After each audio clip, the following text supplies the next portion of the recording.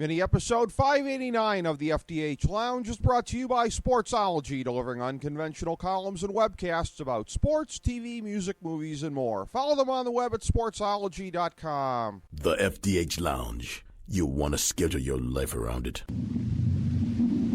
A long time ago, on a gloomy, wet Cleveland spring night, two men stand alone amidst the late-night drizzle. Their voices echo across the vacant station parking lot as they debate the merits of the great American radio show that have been missing for far too long. On that night, an idea was born.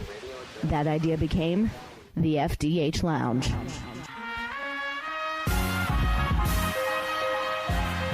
Welcome to the FDH Lounge. Hello, everyone. Welcome to FDH Lounge mini episode number 589. You've got with you today FDH Lounge dignitaries Rick Morris and Steve Kallas. We are here today to break down the annual list, the FDH MLB Top 30. This is a list that we have done every year the last couple of years during the summer, breaking down the best players in baseball as we see it at the moment. Steve is here to analyze the list today, where he agrees and where he disagrees with the list. Of course, again, we do this for all four of the major sports in North America, and it's the NFL 32 list. Why? Because in every other major sport, it's 30 teams.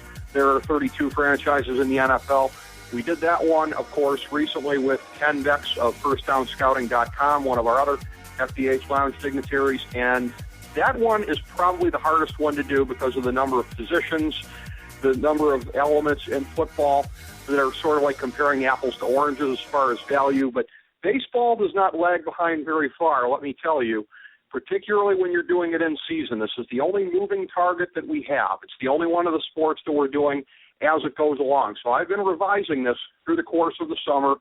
Ultimately, the final composition of the list is up to me.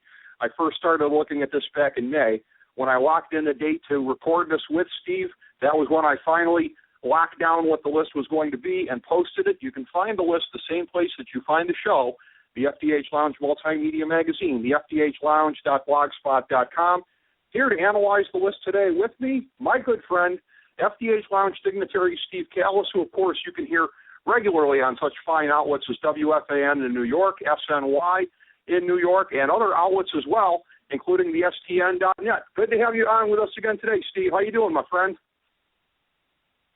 Good to be with you. Can't wait to do this. This will be a lot of fun. Always enjoy breaking this down with you, getting your analysis, your sense of where you agree and where you disagree.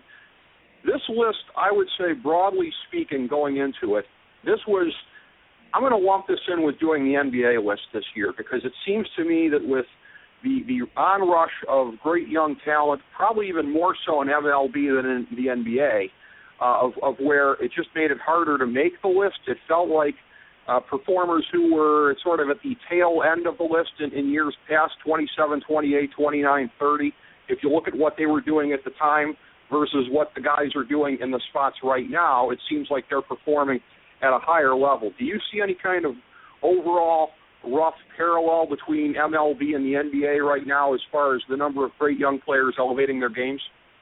Well, I see a general parallel, but as you know, it's been, I don't know if easy is the right word, but certainly in the NBA, more prevalent going back, 20 years now, where guys could come right out of college, or you'll recall even before right out of high school, now one and done out of college. Whereas traditionally in baseball, and I think there's a parallel, but it's still not quite the same. Traditionally in baseball, in my opinion, by far the toughest game to be great at, the old, hitting a round ball with a bat, etc. But also the pitchers now. I think these guys who are coming along at a younger age are just more well-groomed.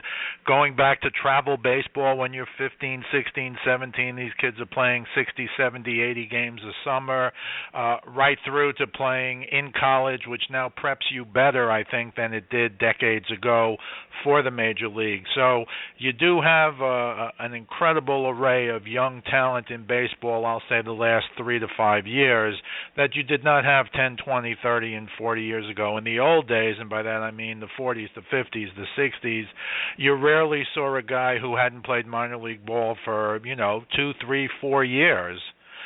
in the major leagues. Nowadays, it's more like the colleges kind of prepare you a little better, and maybe you'll get a year of minor league ball, 2 years, and not only that, you can show up and not just be a major leaguer, but as we're seeing now, you can be a star. Whereas in the NBA, you've had guys for a few decades now jump right out of college, even high school. LeBron James, obviously the best example. So yeah, there's a parallel, but I still think it's a little easier, in my maybe biased for baseball opinion, to go from into the NBA and be a top player right away as opposed to Major League Baseball.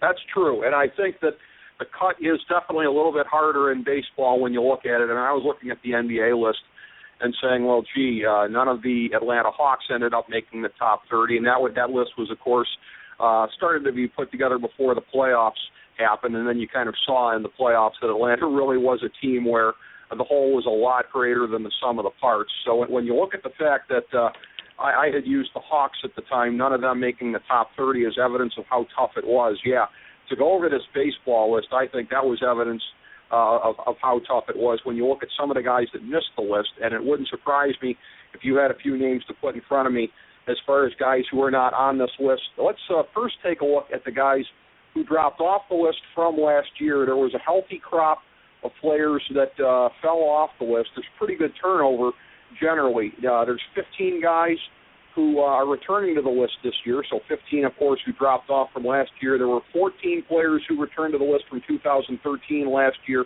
but in 2013, 20 players returned. So there was, in the first 2 years of the list, a little bit more continuity than what we're seeing now. Of the guys that missed the list, what's remarkable to me, Steve, is how little you could make a case for almost any of them right now. It's just an incredible kind of changing of the guard moment in baseball. Counting our way up, the guys who dropped off the list from last year, Greg Holland, number 29, still a very good closer, just not superhuman like last year. Robinson Cano, number 28, showing a little bit of a disturbing fall off this year. Don't know if that's the beginning of the end for him as far as a franchise player goes, or just a bump in the road. Number 27, Adam Jones. Even when he makes the list, he's, again, kind of a fringe guy to make it. Just couldn't make it with the tougher crop that we had this year. Number 26, Carlos Gomez. Hasn't really been healthy all year, but he's getting into the early 30s, and you don't know if the drop-off's coming. Number 25, Ryan Braun.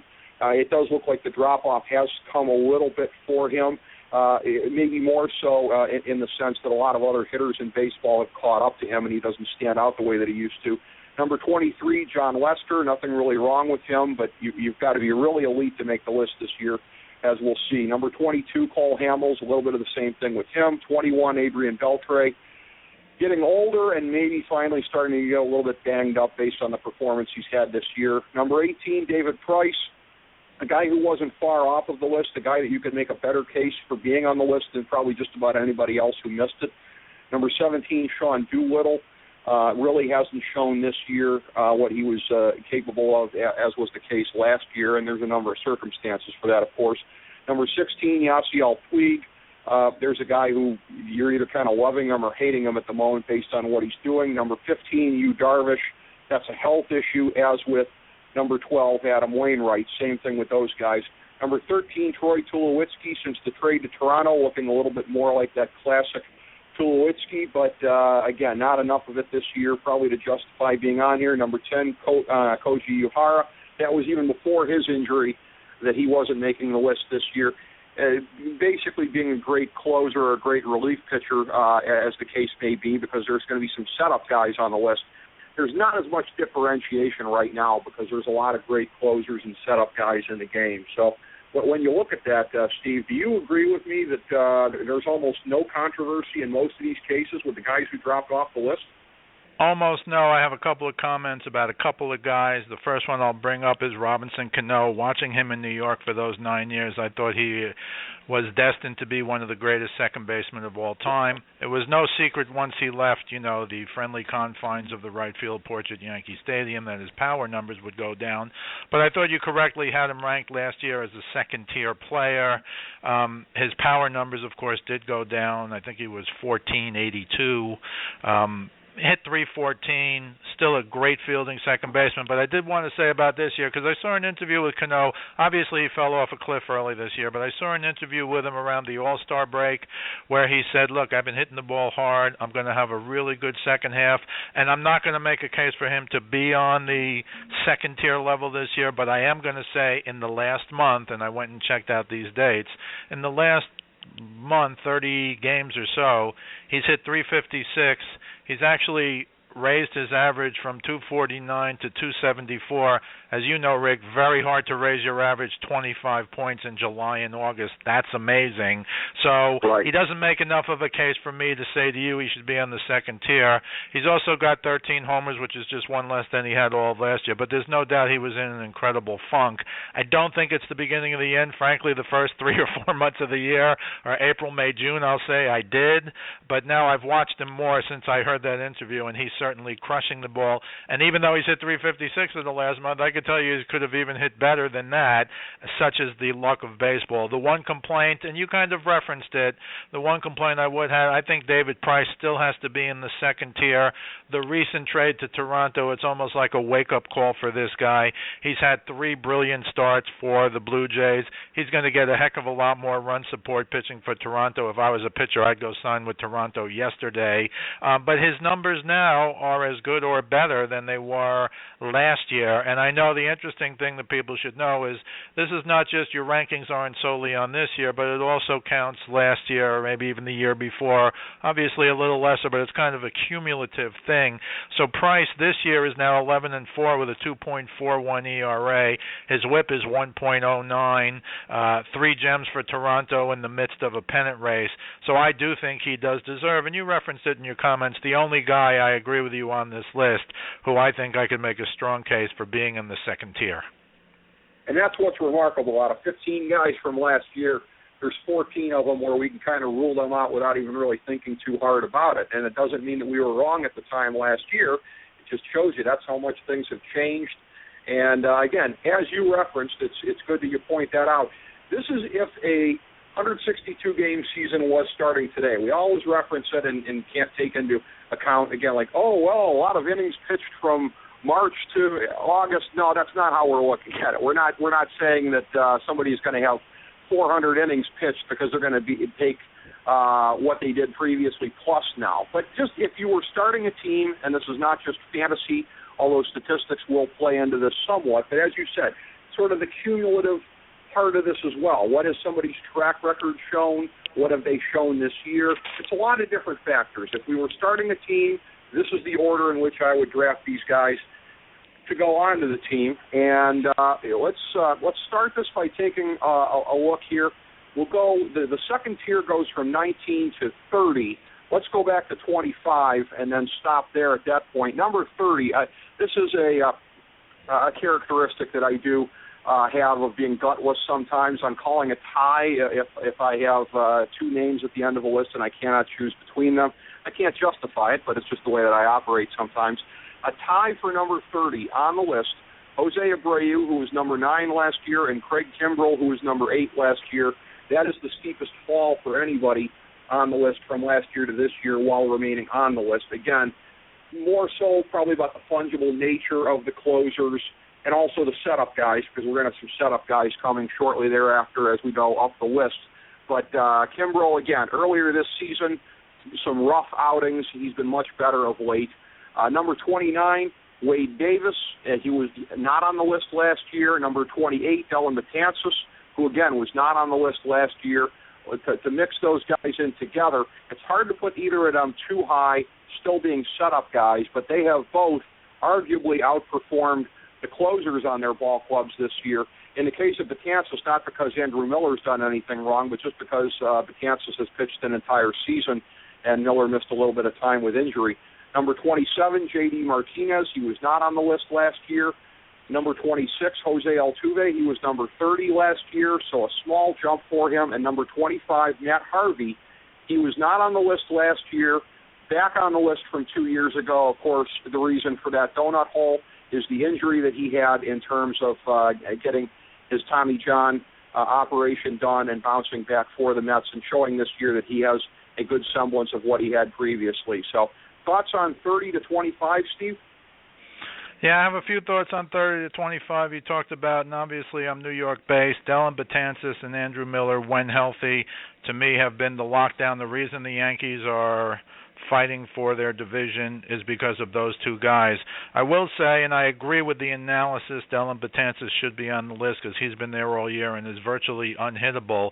But I will point out that Andrew Miller was 24 for 24 in save opportunities until blowing one about a week ago or so. So he could, that would be a Picayune, New York bias thing. But Wade Davis has been unbelievable. You can't really argue with these other guys. Altuve, who could have been higher last year, I think he's right where he should be, still hitting over 300 this year. My big complaint on 25 to 30, and I'll give you an amazing stat that I just learned the other day, Rick. I would put Matt Harvey up into the top tier, and for this reason. I understand, obviously, he had the Tommy John last year, so you couldn't count that. But as you know, he started the All-Star game, so if we're going back a year or even two, which is what some of these rankings were based on, I'll just give you his career numbers and tell you this amazing stat I heard the other day.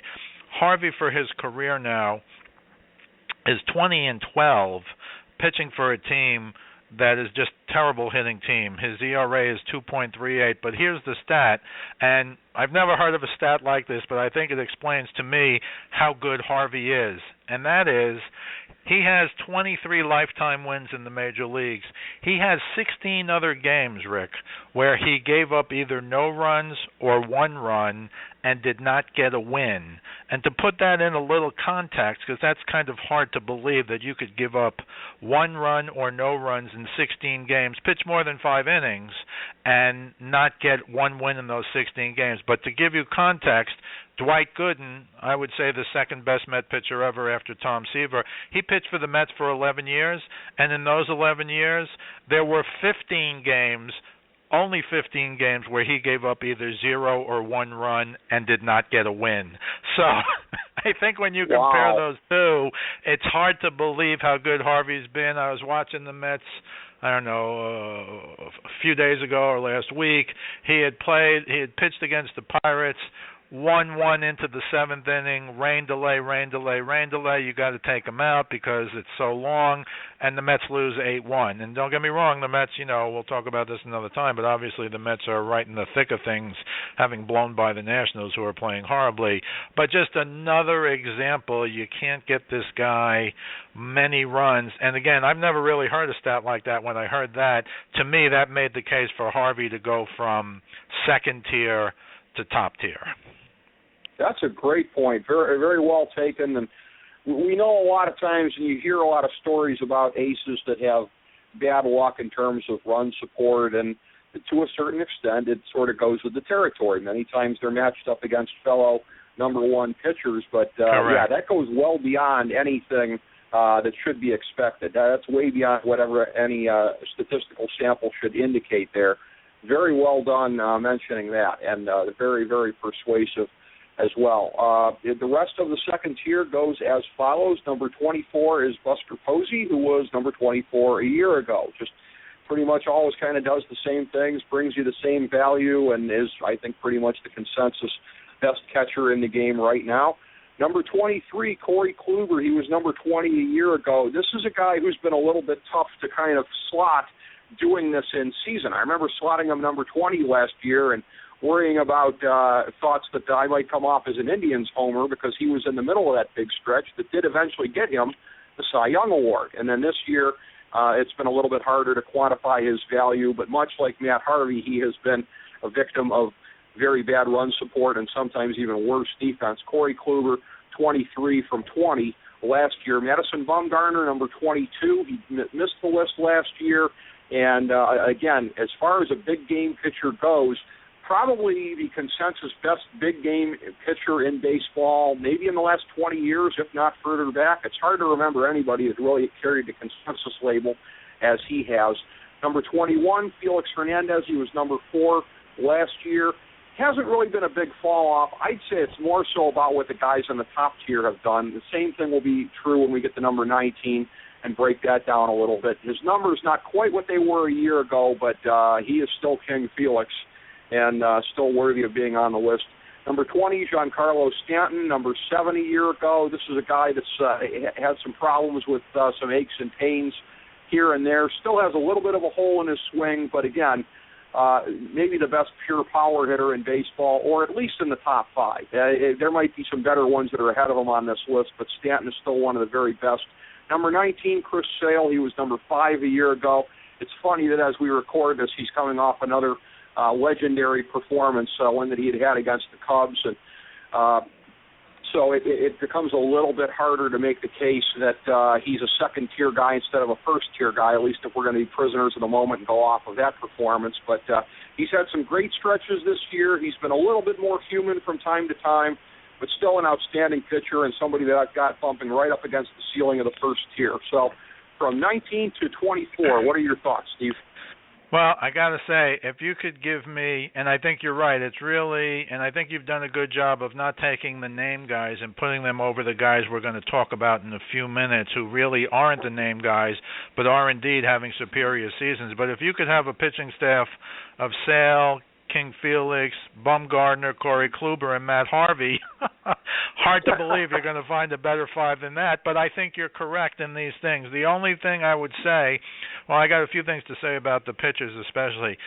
The interesting thing to me on the list, and we'll talk about it in more detail when we get to the top, is Bumgarner obviously being an off the charts after last year's performance in the World Series, off the charts postseason performer, and Kershaw, who we would all, I took a lot of grief in New York when I said Kershaw to me is the one guy I've seen since Koufax who's been Koufax-like, except maybe Pedro Martinez at his best. I'm old enough, for better or worse, to have seen Koufax pitch a number of times when I was a little kid. But Kershaw in the postseason, as you know, has been an absolute disaster. But I think we have to separate the two when we talk about it. So I'll say Kluber is definitely a victim of run support this year. I was looking at his numbers because, as you know, Rick, my son's been in Cleveland for 5 years between college and working there, and I've been to a few games out there. I'm happy to say this, even as a New Yorker, the Hall of Fame in center field, the Progressive Field, is better than the Yankees Monument Park, which makes me sick on the one hand, but it's so much more impressive and accessible. You can't get into Monument Park during Yankee games. You can go back there, as I did with my son once, and just walk around there for an hour. Unfortunately for Cleveland fans, as you know, a lot of it in the back there is the 40s and Lou Boudreau and guys like that. Yeah. But it's still a fantastic place to go. But my point is, Kluber last year, and it was a real, most people thought King Felix would get the Cy Young Award. I'm glad they gave it to Kluber. But when you compare the 2 years, 18-9 last year, and now with 12 losses, leading the American League in losses, his ERA is a little higher, but it's still 3.3. But he's got the second worst run support in the American League, and I think that really sums it up. As you know, Rick, he recently also pitched a one-hitter, and he's got a higher run support now. It's around 3 runs a game, but for his first dozen starts, I think it was around 2 runs per game. So when he throws a one-hitter, they beat Minnesota 6-1, and he probably could have taken those extra 4 runs and won 3 or 4 other games this year. So that's the nature of baseball. I think the sabermetrics guys kind of pointed that out, and the baseball family adopted it when King Felix won the Cy Young a few years ago with a 13-12 record. So I think you at least have to look at it. Is Kluber having the year he had last year? No. But it's not really as bad as everybody thinks it is, and that's frankly not a function of Corey Kluber. It is amazing how the run support, when you look a little beneath the surface, is so important. But I think Kluber is right where he should be. King Felix, I thought, has dropped off a little since last year. Recently had the worst start of his major league career. I think he gave up 10 earned and 2 1/3. But I think these guys are where they should be. Sale also, despite that one. Here's another stat for you. Chris Sale, when he pitched that one-hitter the other day, in the history of baseball since 1900, Rick, here are the lefties who have 15 or more strikeouts in a game, giving up 1 hit or less. It's Warren Spahn in 1960, Randy Johnson 4 times, John Lester and Kershaw last year, and Chris Sale like a week ago or whenever that actually happened. Very small select list. But I do agree. I like the fact that you didn't take these guys on their names and move them into the top tier. The only other thing I'd say is I would move Stanton, and this is really picky. I would move Stanton. I know he's done for the year. He's hurt. But I would move Stanton into the first tier and move Rizzo back to the second, because Stanton this year, despite only playing 74 games, his numbers are 27 homers, 67 RBIs. As you know, when he was hurt, he was leading the major leagues in home runs. Now Rizzo, having a great year, don't get me wrong, in 115 games has 23 homers and 68 RBIs. Since we're counting last year, Stanton, again, despite getting hit in the face with that pitch towards the end of the year, 37, led the majors in homers, led the National League, 105 RBIs, 555 slugging, led the league. This year his slugging percentage was .606, even higher.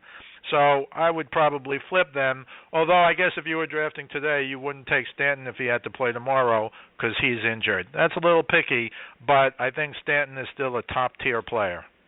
Very interesting. And, yes, to a certain extent, that kind of mirrors what we did with the NFL list, where Tom Brady made the list, but in a second-tier capacity because you'd be losing 4 games with him. And so to a certain extent, yes, Stanton is kind of factored in with the injury, but those are excellent points. And Corey Kluber, if there's anybody that really points out the moving target nature of doing this baseball list in season, again, I had him 20 last year doing this list in August, and I worried that I might come off as being a homer. Had we done the list at the end of the season, I think it probably might have been 10 to 12. So when you look at the drop-off of 3 spots on paper, it's really more than that. Kluber would have been higher had we done the list a month later. So it's really greater than a drop-off of 3 spots while still making the list. It just kind of shows you everything that goes into it. And, Rick, if I could, before we go to the top tier, I just want to give you a couple guys who I thought should be considered for the second tier. The most interesting, who is, I see on your notes, the top 4 players from 2012 were all back in 2013 and have not been back since. Josh Hamilton, Matt Kemp, Justin Verlander, and Joey Votto. I'll just make a quick pitch for Joey Votto to be in the second tier, because I was looking at his numbers, and right now, as we're taping this, he's third in the league in OBP at 437. He's fifth in slugging at 538. He's third in OPS at 975. He leads the major leagues in walks with 90. He's tied for 10th with homers in 21, and he's got that 8th highest batting average at 310.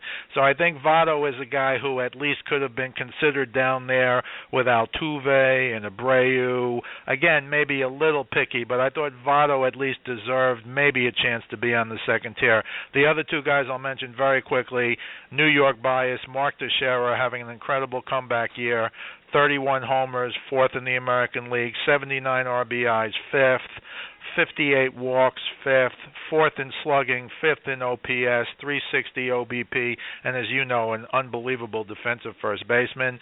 And finally, here's a weird one. I'll be interested to see what you think, but he's got such a partial record, been only in the league for parts of 3 years.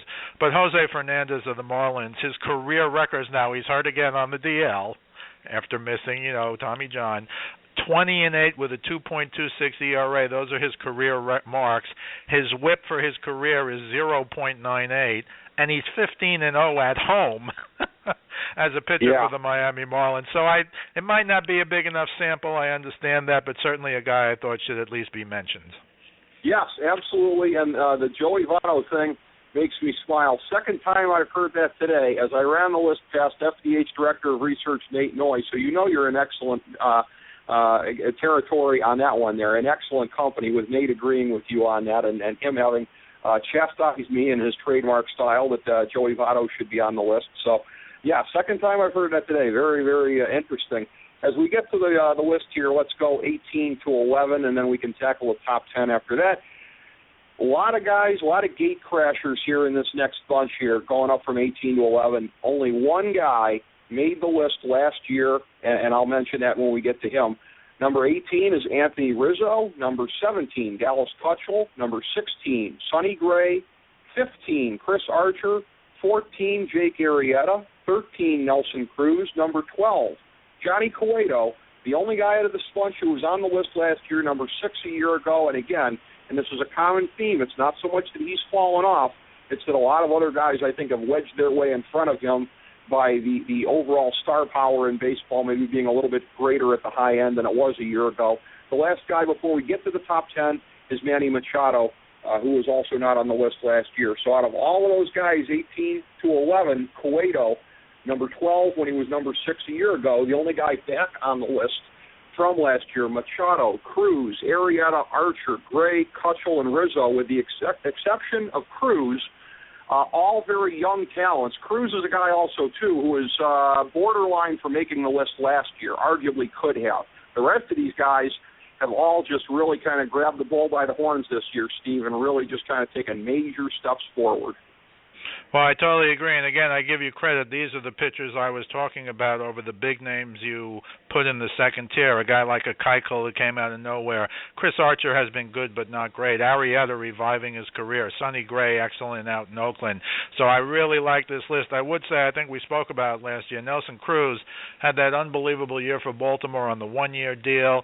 I got to say, I certainly thought, and most people thought, well, he's leaving Camden Yards. What's he going to do in Seattle? And, of course, he's really done great in Seattle as well. So I'm in complete agreement on this part of the list. Manny Machado was hurt last year, but a tremendous young talent. So I really like this group of guys, my Picayune, Stanton, Rizzo aside. But this group of pitchers, Cueto, Arrieta, Archer, Gray, Keuchel, right now I think as a fivesome, much as I love that other fivesome we talked about in the second tier, I think these five this year have pitched better than the five stars, if you will, the King and Bumgarner and Kluber, etc. This particular year, they have pitched better and deserve to be in that first tier. Absolutely, and with the exception of Gray, who was stuck on a very bad team, and of Cueto, who wasn't able to do much in Cincinnati, although he's certainly moving the needle in Kansas City, these other guys have also elevated their ball clubs. When you look at what Keuchel has done, Archer, Arrieta, they have all been very instrumental in their teams rising up. Now, there's a lot of great pitchers in that group there, less in the way of pitchers as we get into the top 10, and particularly more towards the top of the top 10, that being, I think, just largely because there are so many great young pitchers in baseball right now. I think, again, pure power hitting, particularly when it's accompanied by a high average, is still a rarer skill set in the game than being a top-flight power arm. So that kind of guides a little bit of where this is going. Rick, is that something you would agree with in general? I agree 100%, and I think it's twofold now. I think because of the finally recognition by everybody of the shift, and this goes back to Joe Madden in Tampa Bay. I remember watching the Yankees on opening day where David Cohn and one other Yankee announcer were having this long discussion about, the shift and what's going on here. And I remember writing an article that the revolution has been televised. Joe Madden's already been doing this for 2 years. Now, as you know, every team every day plays a shift on many, many, many hitters. I think that's taken away from the averages. I heard Big Papi say he loses 30 hits a year or 40 hits a year from the shift. I don't know if that's true, but I do know it's in these guys' head. Every year you hear Teixeira, I'm going to learn to bunt, I'm going to hit the other way. He never does. I think in the future we're going to see a new breed of players who are more spray hitters, more willing to drop a bunt down, more willing to go the other way. But I think you're right because of the intelligence behind the shift. Now, we go back many years, and Lou Boudreau invented the Ted Williams shift, et cetera, but it was for one or two guys. Now, you watch some of these games, and they shift. If there's 9 guys in the lineup in the American League, they'll shift on 6 or 7 of them, more for lefties than righties, I understand. But I think that's really changed the game, where going forward, it's going to be much harder, and I'm guessing that's why you have more hitters, frankly, at the top of your list, because you do have the young pitchers, but they are being helped tremendously. They're tremendous talents, but they are being helped tremendously with the new defense in baseball. And frankly, in my mind, that's been going on for 4 or 5 years now. It's just really become prevalent in 2014 and 15. Absolutely, and again, the hitters who, by and large, are pretty indomitable and who aren't really susceptible to much that you can do to kind of defense them.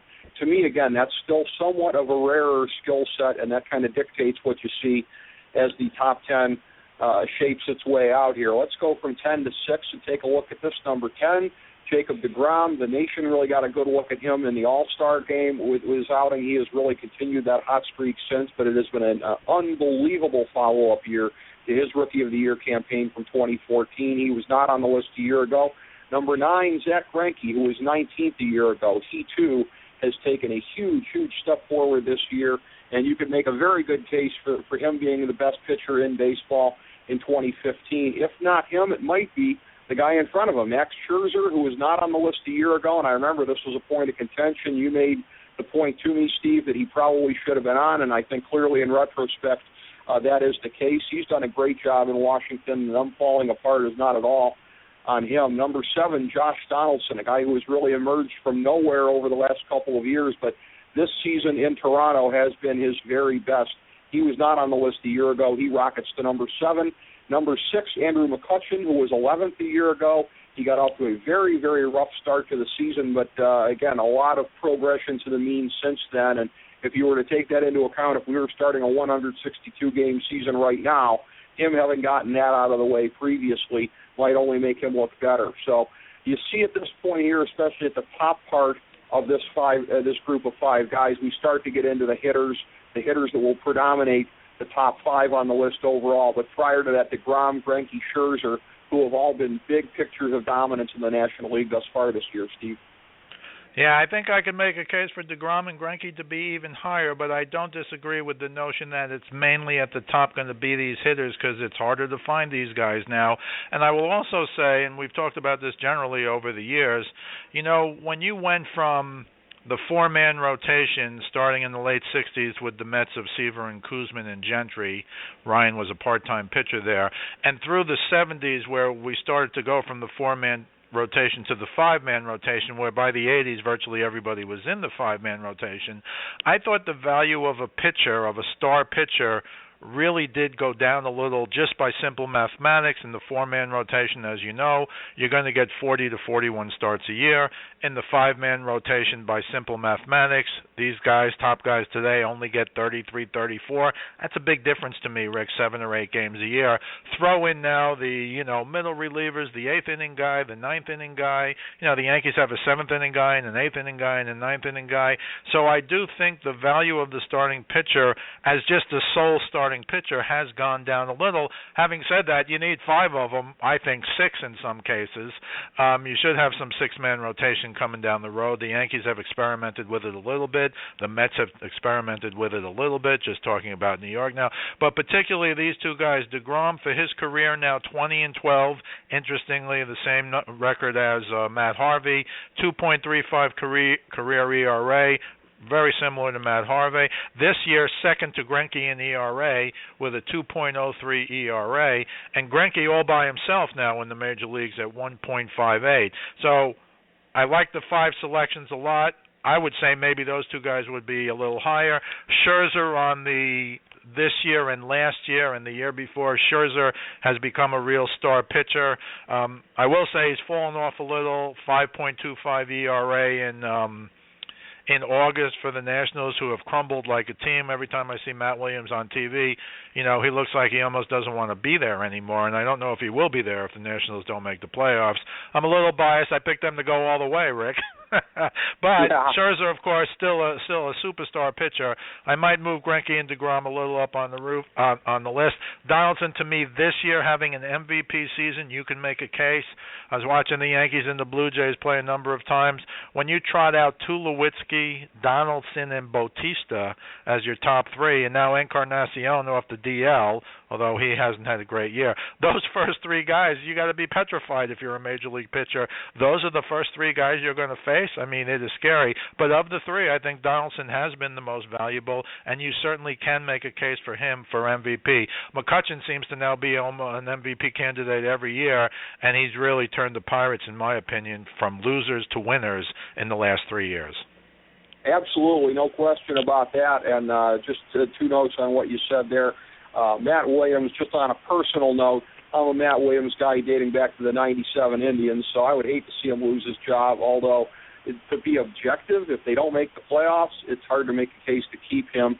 And also another Cleveland-oriented comment about that bunch there. One more reason for Cleveland people to hate Pittsburgh. Andrew McCutchen has become what Grady Sizemore was supposed to become. So one more reason for us to look with hatred towards the convergence of the three rivers there in Pennsylvania, the way that he has turned out.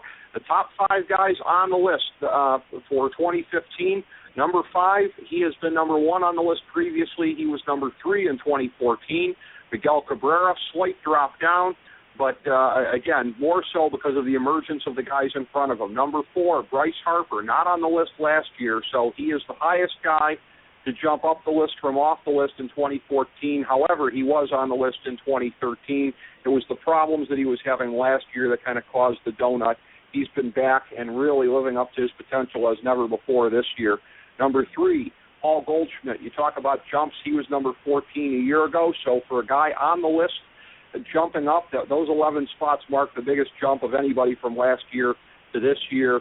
Just an absolute state-of-the-art, big-time power hitter with high average, not a hole in his game at all. Number 2, Clayton Kershaw. Number 1 a year ago. You got Mike Trout at number 1. He was 2 a year ago. We have a flip-flop between the two. I think it was a coin toss a year ago, and you could almost kind of say the same thing this year.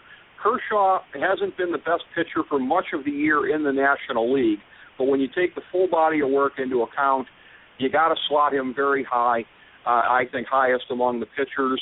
He went through a pretty rough stretch by his standards earlier in the season, but again, if nothing else, that kind of makes him a little bit more dangerous if you were starting a season now that he'd gotten a stretch like that out of the way behind him. But a lot of guys of very high pedigree, Trout, Kershaw, Cabrera, regulars on this top tier here, Goldschmidt and Harper joining that group in the top 5 at number 3 and 4 respectively. The cream of the crop, the very, very, very best in MLB, Steve. Yeah, well, Cabrera's been hurt on the DL 6 weeks, just got back, but certainly, he's leading the league in hitting and OBP and, OPS. I think he will eventually get enough at-bats, but he did just get back. Part of the big reason Detroit isn't Detroit this year, along with Verlander, who I think we talk about, or was Robinson Cano maybe done. I think Verlander is kind of done. He's pitched a couple of good games this year, but all that's the keys to the Tigers' demise, for lack of a better word. But Cabrera is still one of the superstars. I just saw a few at bats the other day that he took, and to me, he still looked like Cabrera. I mean, just an amazing offensive player. Deserves to be where he is. Harper, I said all year he's the MVP in the NL, but I also believe that the MVP, this is not MOP, not most outstanding player. We've had this conversation, Rick. If the Nationals don't make the playoffs, and I can't see Harper or Goldschmidt, frankly, being the MVP, I don't know who will be. It could be like a McCutchen in the National League. But Goldschmidt and Harper having MVP-type leads, I never thought the Nationals would not make the playoffs. Now, as you know, they're in danger of not making the playoffs. But certainly Harper has been what everyone thought he would be his first 3 years. He was, in my mind, totally overshadowed by Trout. They came into the league together. Harper is the one who was on Sports Illustrated when he was, 18 years old in junior college or whatever he was doing. Trout kind of, not a total unknown, but Trout from day one. And I'll give you my theory on Trout, because I agree he is number one. If you watch Trout whenever he hits a home run, just watch the replays of his home runs. I think Trout as a right-hander really hits like a left-hander. When you're pitching to lefties that they like it down. For some reason, lefties like the ball down. But Trout is a righty, and when they throw the ball down to him, I would say the majority of his home runs are on fastballs down in the zone. Take a look now when you watch the replay. So I think part of his greatness, and he's great in everything, 5-tool player, etc., but I think part of it is, generally speaking, when you pitch to righties, you keep the ball down and you kind of know you're safe. In fact, I think in the playoffs last year, the reason he didn't do well is because they pitched him up for the first time ever, although he seems a little better on pitches up in the zone this year. But his strength is like a lefty, and because he's righty, I think that really helps him tremendously offensively. But Harper, MVP candidate. If they make the playoffs, I think he is the MVP. Goldschmidt, MVP candidate, but Arizona will not make the playoffs. Kershaw, my only complaint, he had a slow start last year also, people forget. And he had a slow start this year, but now he's where you expect him to be, high in strikeouts, high in ERAs. Kershaw, Greinke, you don't want to face the Dodgers. I should say Greinke, Kershaw maybe this year. You don't want to face the Dodgers with that duo. And Mike Trout, I still think, is overall, especially if you're taking into account last year and maybe a little less the year before, he's the best. He's the best baseball player there is. And totally agree. I'm a New York guy, Rick, and the analogies to Mickey Mantle, I don't dismiss them out of hand. No, I agree with that, Steve. And just a note here, overall excellence in the 4 years we've been doing the top 30 list. 6 players have been on every year. That's Trout and Kershaw, McCutchen, Cabrera, Craig Kimbrell, and Johnny Cueto also. Congratulations to those 6. They've been on every year. This year was 14 hitters, 14 starting pitchers, and 3 relief pitchers on the list. Last year, 15 hitters, 11 starting pitchers, 4 closers on the list. Steve Kallas, thank you so much for being here today to break down the list. Thank you all, everybody, for joining us for FDH Lounge mini episode number 589. As we bring the show to a close, we would like to extend our deepest gratitude to NBC, CBS, ABC, Fox, all Clear Channel affiliates, TNT, TBS, USA, UPN, Deadspin.com, YouTube.com, YTMND.com, MySpace.com, various blogs, Fox News, CNN, CNBC, MSNBC, IamBoard.com, Billboard.com, Google.com, ESPN, ESPN2, ESPN News, ESPN Classic, NBA TV, NFL Network, Sports Time Ohio, Athlon Magazine, Comedy Central, Cartoon Network, The Boomerang Channel, QVC, BET, The Spice Channel, Steno Notebooks, Manwich, Papermate Office Supplies, waitresses, strippers, bartenders, garbage men, janitors, microwave popcorn, the writers of The Office, Scrubs, Entourage, My Name is Earl, Oz, Metalocalypse and the Boondocks, Aquafina, and the Periodic Table of Elements.